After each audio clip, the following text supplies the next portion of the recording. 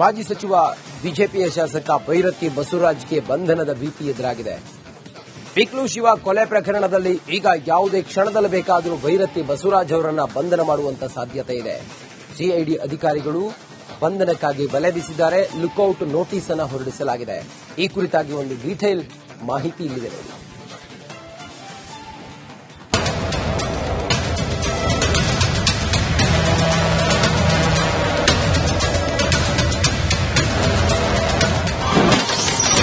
ಭೈರತಿ ಬೇಟೆಗೆ ಸಿಐಡಿ ಅಧಿಕಾರಿಗಳು ಸಜ್ಜು. ಯಾವುದೇ ಕ್ಷಣದಲ್ಲಿ ಬಸವರಾಜ್ ಬಂಧನ. ಬಿಜೆಪಿ ಶಾಸಕ ಭೈರತಿ ಬಸವರಾಜ್ಗೆ ಬಿಕ್ಲು ಶಿವು ಕೊಲೆ ಕೇಸ್ ಉರುಳಾಗಿದೆ. ನಿರೀಕ್ಷಣಾ ಜಾಮೀನು ಅರ್ಜಿ ವಜಾ ಆಗಿದ್ದು ಬಂಧನಕ್ಕೆ ಕೌಂಟ್ಡೌನ್ ಶುರುವಾಗಿದೆ. ನಾಪತ್ತೆಯಾಗಿರೋ ಶಾಸಕ ಭೈರತಿ ಬಸವರಾಜ್ಗಾಗಿ ಸಿಐಡಿ ಅಧಿಕಾರಿಗಳು ಬಲೆ ಬೀಸಿದ್ದಾರೆ. ಜನಪ್ರತಿನಿಧಿಗಳ ಕೋರ್ಟ್ ಜಾಮೀನು ಅರ್ಜಿ ವಜಾಗೊಳಿಸಿದೆ. ನಿರೀಕ್ಷಣಾ ಜಾಮೀನು ನಿರಾಕರಣೆ ಹಿನ್ನೆಲೆ ಬೇರೆ ದೇಶಕ್ಕೆ ಎಸ್ಕೇಪ್ ಆಗಿರೋ ಶಂಕೆ ಕೂಡ ವ್ಯಕ್ತವಾಗಿದೆ. 3 ಸಿಐಡಿ ಅಧಿಕಾರಿಗಳ ತಂಡ ಭೈರತಿಗಾಗಿ ಹುಡುಕಾಟ ನಡೆಸಿದೆ. ಪುಣೆ, ಮಹಾರಾಷ್ಟ್ರ, ಗೋವಾ ಸೇರಿ ಇನ್ನಿತರ ರಾಜ್ಯಗಳಲ್ಲಿ ತಲಾಶ್ ನಡೆಸಿದ್ದಾರೆ. ಭೈರತಿ ವಿರುದ್ಧ ಲುಕ್ಔಟ್ ನೋಟಿಸ್. A1 ಜಗ್ಗನ ಜೊತೆ ಕುಂಭಮೇಳಕ್ಕೆ ಹೋಗಿರೋ ಫೋಟೋ ಸೇರಿ ಸಿಐಡಿ ಅಧಿಕಾರಿಗಳು ಪಕ್ಕಾ ದಾಖಲೆ ಇಟ್ಕೊಂಡಿದ್ದಾರೆ. ಇನ್ನು 2 ಬಾರಿ ನಿರೀಕ್ಷಣಾ ಜಾಮೀನು ಅರ್ಜಿ ವಜಾಗೊಂಡ ಹಿನ್ನೆಲೆ ಲುಕ್ಔಟ್ ನೋಟಿಸ್ ಜಾರಿ ಮಾಡಲಾಗಿದೆ. ಏರ್ಪೋರ್ಟ್, ರೈಲ್ವೆ, ಟೋಲ್ ಸೇರಿ ಹಲವೆಡೆ ಜಾರಿ ಮಾಡಿದ್ದಾರೆ. ಇನ್ನು 2 ಬಾರಿ ನಿರೀಕ್ಷಣಾ ಜಾಮೀನು ಅರ್ಜಿ ವಜಾಗೊಂಡ ಹಿನ್ನೆಲೆ ಲುಕ್ಔಟ್ ನೋಟಿಸ್ ಜಾರಿಗೆ ಸಿದ್ದತೆ ನಡೆಸಲಾಗಿದೆ. ಏರ್ಪೋರ್ಟ್, ರೈಲ್ವೆ, ಟೋಲ್ ಸೇರಿ ಹಲವೆಡೆ ಜಾರಿ ಮಾಡಲು ಪ್ಲಾನ್ ಮಾಡಿಕೊಂಡಿದ್ದಾರೆ. ಮತ್ತೊಂದು ಕಡೆ ಭೈರತಿ ವಿದೇಶಕ್ಕೆ ಹೋಗಿರೋ ಸಾಧ್ಯತೆ ತೀರಾ ಕಡಿಮೆ. ಯಾಕಂದ್ರೆ ಸಿಟಿ ಎಕ್ಸಿಟ್ ಗೇಟ್ಗಳ ಮೇಲೆ ಸಿಐಡಿ ಹದ್ದಿನ ಕಣ್ಣಿಟ್ಟಿತ್ತು. ಹೀಗಾಗಿ ದೇಶದಲ್ಲೇ ಅಡಗಿರೋ ಅನುಮಾನ ಇದೆ. ಪುಣೆ ಲಾಸ್ಟ್ ಲೊಕೇಶನ್ ತೆಗೆಸಿ ಎಲ್ಲಾ ಸಿಸಿಟಿವಿ ಪರಿಶೀಲನೆ ಕೂಡ ನಡೆಸಿದ್ದಾರೆ. ಆನ್ಲೈನ್ ವಹಿವಾಟು, ಎಟಿಎಂ ಸೇರಿ ಎಲ್ಲಾ ಮಾಹಿತಿಯನ್ನ ಪರಿಶೀಲಿಸಿದ್ದಾರೆ. ಇದಿಷ್ಟೇ ಅಲ್ಲ, ಸಿಐಡಿಗೆ ಪ್ರಬಲ ಸಾಕ್ಷ್ಯ ಸಿಕ್ಕಿದ್ದು ಇದೇ ಭೈರತಿಗೆ ಸಂಕಷ್ಟ ತಂದಿಟ್ಟಿದೆ.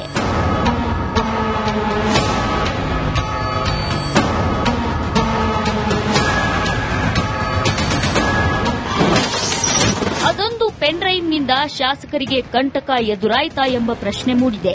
ಬಿಕ್ಲು ಶಿವು ಮೊಬೈಲ್ನಲ್ಲಿ ಆಡಿಯೋ ಸಂಗ್ರಹ ಮಾಡಲಾಗಿತ್ತು. ಶಿವು ಮನೆ ತಲಾಶ್ ವೇಳೆ ಕೆಲ ಟೆಕ್ನಿಕಲ್ ಸಾಕ್ಷ್ಯಗಳನ್ನ ಸೀಸ್ ಮಾಡಲಾಗಿತ್ತು.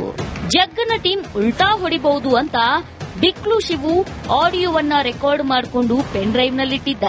ಇದೇ ಆಡಿಯೋದಿಂದ ಸಾಕಷ್ಟು ಅಂಶಗಳು ಪತ್ತೆಯಾಗಿವೆ. ಕೋರ್ಟ್ಗೆ ಸಿಐಡಿ ಗೌಪ್ಯ ಮಾಹಿತಿ ಸಲ್ಲಿಸಿ ಮನವರಿಕೆ ಮಾಡಿದೆ. ಹೀಗಾಗಿ ಭೈರತಿ ಬಸವರಾಜ್ಗೆ ಸಂಕಷ್ಟ ಎದುರಾಗಿದೆ.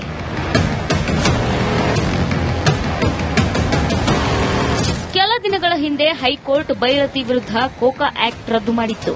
ಕೋಕಾ ಆಕ್ಟ್ ರದ್ದತಿ ವಿರುದ್ಧ ಸುಪ್ರೀಂ ಕೋರ್ಟ್ಗೆ ಮೇಲ್ಮನವಿ ಸಲ್ಲಿಸಲು ಇದೀಗ ಸಿಐಡಿ ಸಿದ್ದತೆ ನಡೆಸಿದೆ. Bureau report, republic Kannada. ನಮ್ಮ ಪ್ರತಿನಿಧಿ ಅರವಿಂದ್ ಹೆಚ್ಚಿನ ಮಾಹಿತಿ ಕೊಡ್ತಾರೆ. ಅರವಿಂದ್, ಭೈರತಿ ಬಸವರಾಜು ಬಂಧನದ ಭೀತಿ ಎದುರಾಗಿದೆ. ಸದ್ಯ ಈಗ ಸಿಐಡಿ ಅಧಿಕಾರಿಗಳು ಯಾವ್ಯಾವ ಕಡೆಗಳಲ್ಲಿ ಅವರಿಗಾಗಿ ಹುಡುಕಾಟ ಮಾಡ್ತಾ ಇದ್ದಾರೆ? ಸದ್ಯಕ್ಕೆ ಈ ಹೊತ್ತಿಗೆ ಏನೇನು ಪ್ರೋಗ್ರೆಸಿವ್ ಮಾಹಿತಿ ಇದೆ? ಅರವಿಂದ್.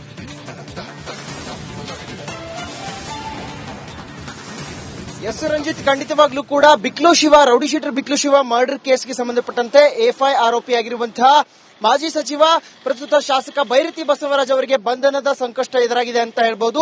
ವಿಶೇಷ ತಂಡಗಳು, ಅದರಲ್ಲೂ ಕೂಡ ಪ್ರಮುಖವಾಗಿ ಸಿಐಡಿಯ 3 ತಂಡಗಳು ಈಗಾಗಲೇ ಅವರ ಲಾಸ್ಟ್ ಲೊಕೇಶನ್ ನ ಟ್ರೇಸ್ ಮಾಡಿರುವಂತದ್ದು. ಪುಣೆ, ಮಹಾರಾಷ್ಟ್ರ ಹಾಗೆ ಗೋವಾನಲ್ಲಿ ಅವರ ಲಾಸ್ಟ್ ಲೊಕೇಶನ್ ಗಳನ್ನ ಟ್ರೇಸ್ ಔಟ್ ಮಾಡಿದ್ದಾರೆ. ಅವರು ಸಾಗಿ ಹೋದಂತಹ ದಾರಿಯಲ್ಲಿರುವಂತಹ ಟೋಲ್ ನಲ್ಲಿರುವಂತಹ ಸಿಸಿಟಿವಿ ದೃಶ್ಯಗಳನ್ನ ಈಗಾಗಲೇ ಲ್ಯಾಂಡ್ ಮಾರ್ಕ್ ಅನ್ನ ಚೆಕ್ ಮಾಡುವಂತಹ, ಅನಲೈಸ್ ಮಾಡುವಂತಹ ಕೆಲಸವನ್ನ ಸಿಐಡಿ ತಂಡಗಳು ಮಾಡಿರುವಂತದ್ದು.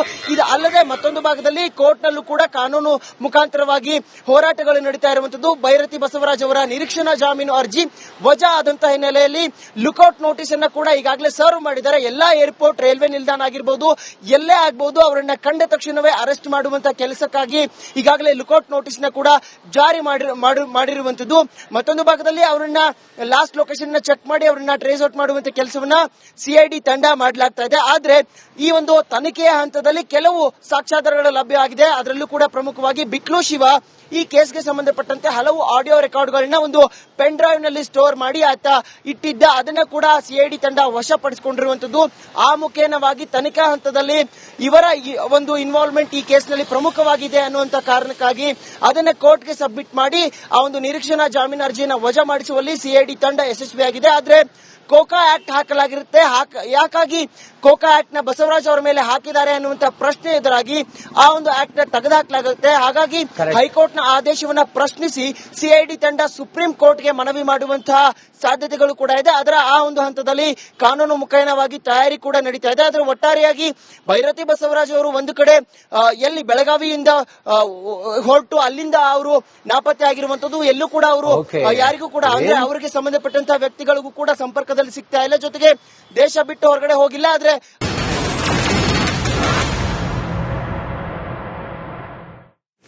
ಮಾಜಿ ಸಚಿವ ಬಿಜೆಪಿಯ ಶಾಸಕ ಭೈರತಿ ಬಸವರಾಜ್ಗೆ ಬಂಧನದ ಭೀತಿ ಎದುರಾಗಿದೆ. ಬಿಕ್ಲು ಶಿವ ಕೊಲೆ ಪ್ರಕರಣದಲ್ಲಿ ಈಗ ಯಾವುದೇ ಕ್ಷಣದಲ್ಲಿ ಬೇಕಾದರೂ ಭೈರತಿ ಬಸವರಾಜ್ ಅವರನ್ನ ಬಂಧನ ಮಾಡುವಂತ ಸಾಧ್ಯತೆ ಇದೆ. ಸಿಐಡಿ ಅಧಿಕಾರಿಗಳು ಬಂಧನಕ್ಕಾಗಿ ಬಲೆ ಬೀಸಿದ್ದಾರೆ. ಲುಕೌಟ್ ನೋಟಿಸ್ ಅನ್ನು ಹೊರಡಿಸಲಾಗಿದೆ. ಈ ಕುರಿತಾಗಿ ಒಂದು ಡೀಟೇಲ್ ಮಾಹಿತಿ ಇಲ್ಲಿದೆ ನೋಡಿ.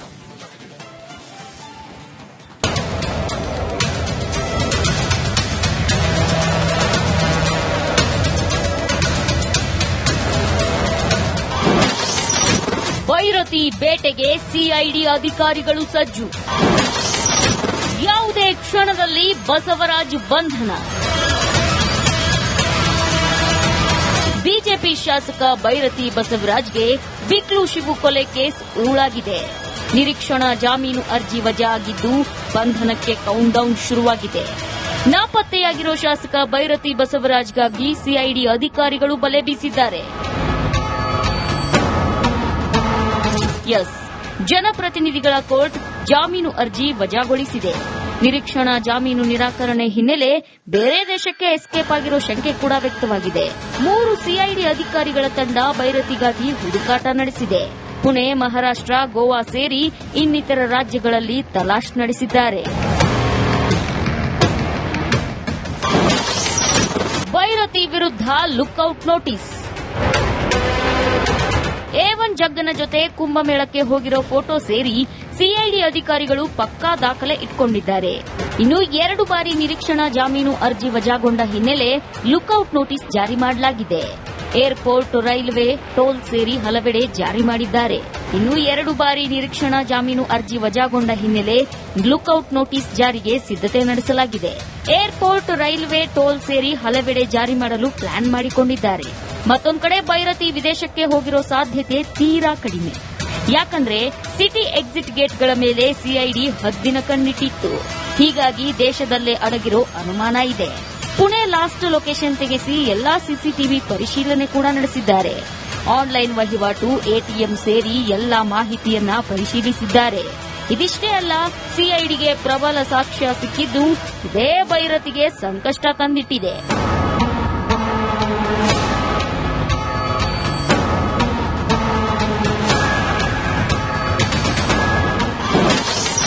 ಅದೊಂದು ಪೆನ್ ಡ್ರೈವ್ನಿಂದ ಶಾಸಕರಿಗೆ ಕಂಟಕ ಎದುರಾಯಿತಾ ಎಂಬ ಪ್ರಶ್ನೆ ಮೂಡಿದೆ. ಬಿಕ್ಲು ಶಿವು ಮೊಬೈಲ್ನಲ್ಲಿ ಆಡಿಯೋ ಸಂಗ್ರಹ ಮಾಡಲಾಗಿತ್ತು. ಶಿವು ಮನೆ ತಲಾಶ್ ವೇಳೆ ಕೆಲ ಟೆಕ್ನಿಕಲ್ ಸಾಕ್ಷ್ಯಗಳನ್ನ ಸೀಸ್ ಮಾಡಲಾಗಿತ್ತು. ಜಗ್ಗನ ಟೀಮ್ ಉಲ್ಟಾ ಹೊಡಿಬಹುದು ಅಂತ ಬಿಕ್ಲು ಶಿವು ಆಡಿಯೋವನ್ನ ರೆಕಾರ್ಡ್ ಮಾಡಿಕೊಂಡು ಪೆನ್ ಡ್ರೈವ್ನಲ್ಲಿಟ್ಟಿದ್ದ. ಇದೇ ಆಡಿಯೋದಿಂದ ಸಾಕಷ್ಟು ಅಂಶಗಳು ಪತ್ತೆಯಾಗಿವೆ. ಕೋರ್ಟ್ಗೆ ಸಿಐಡಿ ಗೌಪ್ಯ ಮಾಹಿತಿ ಸಲ್ಲಿಸಿ ಮನವರಿಕೆ ಮಾಡಿದೆ. ಹೀಗಾಗಿ ಭೈರತಿ ಬಸವರಾಜ್ಗೆ ಸಂಕಷ್ಟ ಎದುರಾಗಿದೆ.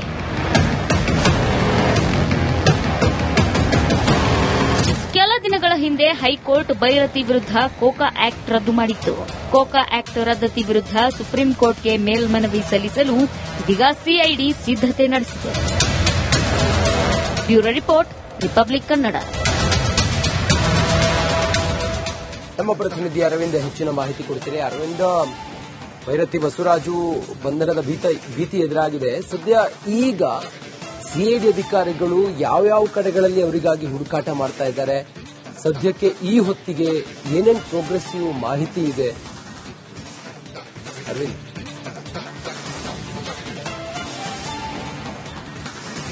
ಎಸ್ ರಂಜಿತ್, ಖಂಡಿತವಾಗ್ಲೂ ಕೂಡ Biklu Shiva, rowdy sheeter Biklu Shiva murder ಕೇಸ್ಗೆ ಸಂಬಂಧಪಟ್ಟಂತೆ ಎಫ್ಐ ಆರೋಪಿಯಾಗಿರುವಂತಹ ಮಾಜಿ ಸಚಿವ ಪ್ರಸ್ತುತ ಶಾಸಕ ಭೈರತಿ ಬಸವರಾಜ್ ಅವರಿಗೆ ಬಂಧನದ ಸಂಕಷ್ಟ ಎದುರಾಗಿದೆ ಅಂತ ಹೇಳ್ಬೋದು. ವಿಶೇಷ ತಂಡಗಳು, ಅದರಲ್ಲೂ ಕೂಡ ಪ್ರಮುಖವಾಗಿ ಸಿಐಡಿಯ 3 ತಂಡಗಳು ಈಗಾಗಲೇ ಅವರ ಲಾಸ್ಟ್ ಲೊಕೇಶನ್ ನ ಟ್ರೇಸ್ ಮಾಡಿರುವಂತದ್ದು. ಪುಣೆ, ಮಹಾರಾಷ್ಟ್ರ ಹಾಗೆ ಗೋವಾನಲ್ಲಿ ಅವರ ಲಾಸ್ಟ್ ಲೊಕೇಶನ್ ಗಳನ್ನ ಟ್ರೇಸ್ ಔಟ್ ಮಾಡಿದ್ದಾರೆ. ಅವರು ಸಾಗಿ ಹೋದಂತಹ ದಾರಿಯಲ್ಲಿರುವಂತಹ ಟೋಲ್ ನಲ್ಲಿರುವಂತಹ ಸಿಸಿಟಿವಿ ದೃಶ್ಯಗಳನ್ನ ಈಗಾಗಲೇ ಲ್ಯಾಂಡ್ ಮಾರ್ಕ್ ಅನ್ನ ಚೆಕ್ ಮಾಡುವಂತಹ, ಅನಲೈಸ್ ಮಾಡುವಂತಹ ಕೆಲಸವನ್ನ ಸಿಐಡಿ ತಂಡಗಳು ಮಾಡಿರುವಂತದ್ದು. ಇದು ಅಲ್ಲದೆ ಮತ್ತೊಂದು ಭಾಗದಲ್ಲಿ ಕೋರ್ಟ್ ನಲ್ಲೂ ಕೂಡ ಕಾನೂನು ಮುಖಾಂತರವಾಗಿ ಹೋರಾಟಗಳು ನಡೀತಾ ಇರುವಂತದ್ದು. ಭೈರತಿ ಬಸವರಾಜ್ ಅವರ ನಿರೀಕ್ಷಣಾ ಜಾಮೀನು ಅರ್ಜಿ ವಜಾ ಆದಂತಹ ಹಿನ್ನೆಲೆಯಲ್ಲಿ ಲುಕೌಟ್ ನೋಟಿಸ್ ಅನ್ನ ಕೂಡ ಈಗಾಗಲೇ ಸರ್ವ್ ಮಾಡಿದ್ದಾರೆ. ಎಲ್ಲಾ ಏರ್ಪೋರ್ಟ್, ರೈಲ್ವೆ ನಿಲ್ದಾಣ ಆಗಿರಬಹುದು, ಎಲ್ಲೇ ಆಗಬಹುದು, ಅವರನ್ನ ಕಂಡ ತಕ್ಷಣವೇ ಅರೆಸ್ಟ್ ಮಾಡುವಂತಹ ಕೆಲಸಕ್ಕಾಗಿ ಈಗಾಗಲೇ ಲುಕೌಟ್ ನೋಟಿಸ್ ನ ಕೂಡ ಜಾರಿ ಮಾಡಿರುವಂತದ್ದು.